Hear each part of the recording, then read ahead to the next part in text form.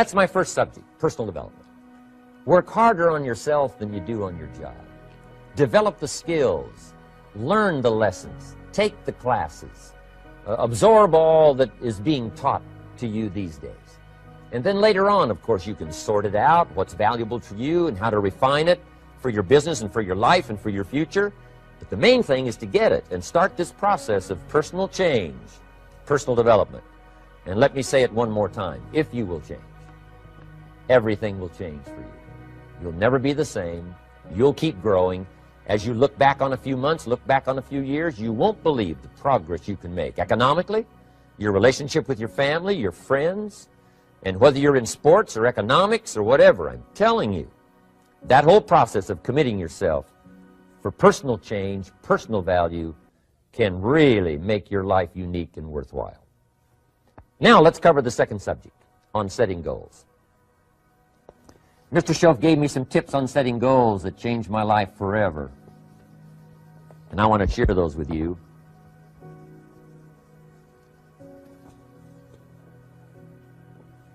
So let's talk about setting goals, and I also want to tie it to personal development, and you'll see how I'm going to do it as I progress here. Setting goals. We need to take a look into the future. There are 4 things to consider in terms of attitude. One is how you feel about the past. Best advice I can give you on that is treat the past as a school. Let it teach you the mistakes you've made, the things that went wrong, the things that didn't work. Don't use the past as a burden to carry, and don't use the past as a club to beat yourself to death. Past losses, past failures, past mistakes. But let the past be a school. Tough school maybe. We've all been through some tough stuff. So if you feel good about the past, draw from it for experience and let it teach you. Then next is how you feel about the future. We've got to have the future well designed. The future is called the promise. And here's what we teach in our leadership series. The promise of the future can be an awesome force for your own future. The promise of the future, designing the future. There's 2 ways to face the future. One is with apprehension, and the other is with anticipation. I promise you, in my travels around the world, most people face the future with apprehension.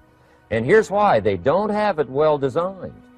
They've sort of left that up to someone else to fix. But here's the best way to face the future, with anticipation. And you can face the future with anticipation if the future is clear, if the future is well designed. And I would like to have you consider some thoughts with me that help me to really change my future by giving it some thought and some consideration. And here it is. In setting goals, it's very simple. Number 1, decide what you want. You just take a little time. You sit down and say, what do I want? What kind of skills do I want? What kind of income do I want for the future? What would I like? Where would I like to go? Places I'd like to visit. Habits I'd like to acquire. Skills I'd like to have. You just take a little time to think about what you want. Economics, friendships, people you'd like to meet, places you'd like to go. You just take some time. And then I suggest, when you've thought about what you want for the future, make a list. Just jot it all down. It's really a very simple process. And then here's number 3. Keep all the old lists. I'm telling you, this served me so well, keeping my old list of goals. I look back now 10, 20 years ago at goals I set, lists I made, and I smile now because here's what I thought was so important, 20 years ago. Now some of those things aren't even on my list. I've got a new list. I've grown. I've changed. I've matured. But I give you that advice. Decide what you want. Number 2, write it down. Number 3, keep the old lists. And then here's number 4. When you get something that's on one of these lists, check it off. Part of the fun of having a list is checking it off. And then if you can add some drama to checking it off, see, that's what really helps. I set a goal to go to Spain many, many years ago.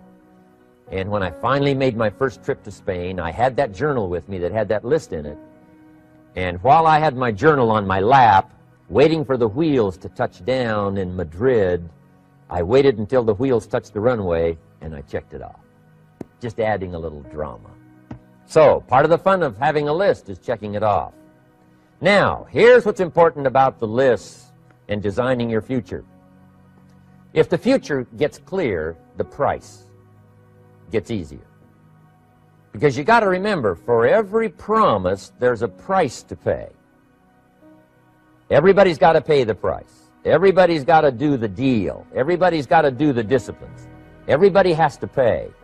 But here's what I've discovered. If the promise is clear and powerful, the price is easy to pay. The price is some classes. The price is a few books. The price is a few disciplines. The price is finding something that'll make your life better, make you grow, make you change, make you develop. So the first part of the key is to design the promise. Then, what is the price to pay? I'm telling you, the price will be easy. Anybody in my audience can pay it, no matter where you are, where you come from. Color doesn't matter, religion doesn't matter, where you grew up doesn't matter, circumstances don't matter. I'm telling you, if you'll make the promise of the future clear for yourself, the things you want, the places you want to go, the things you want to have, the person you want to become, the skills you want, the homes you want, the future you want, the friends you want, all of the values of life that you could possibly want.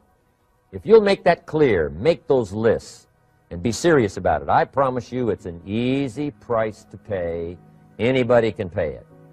And the best advice I can give you is, if I can do it, you can do it. Farm boy from Idaho, raised in obscurity, I changed my life, turned it upside down, turned it all around, found economics, found future, found promise, and if I can do it, you can do it. So, start setting your goals and see if you can't get a better excitement going for the things you want to accomplish for the future. Now here's my third subject, and that's called financial independence. Oh, by the way, before I get to financial independence, let me cover one more point. One of the major reasons for setting goals is for what they make of you in achieving them. My teacher advised me when I first got started at age 25, he said, "Jim, why don't you set a goal to become a millionaire?" He said, "It's got a nice ring to it.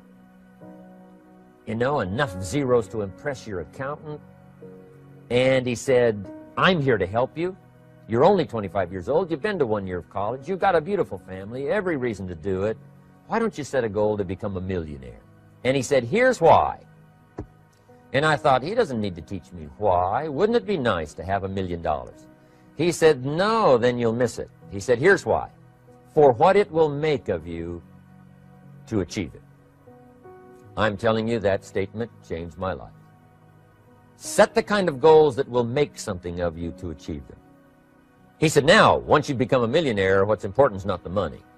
I thought, that's kind of strange teaching. He said, "Honest, it isn't important." He said, "You could just give the money away." Now, I did better than that. I lost it all. By the time I was 31, I was a millionaire. By the time I was 33, I was broke. And I'll tell you a little bit about that story later. But when I lost all my money, guess what? I found out Mr. Schoaf was right. What was valuable was not the money. What was valuable was what I became to earn the money. The skills I had, the knowledge I had about the marketplace, the values that I had going for me, they were more valuable than the money. And here's an important statement to remember. It's not what you get that makes you valuable. It's what you become.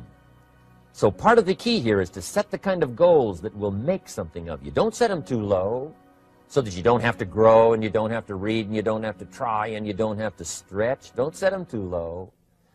And then don't sell out. Don't go for something that's going to cost you your virtue or cost you your values or sell out your principles. There's a good middle road here to follow. Goals that will inspire, goals that will help you grow, change, develop, and become better than you are.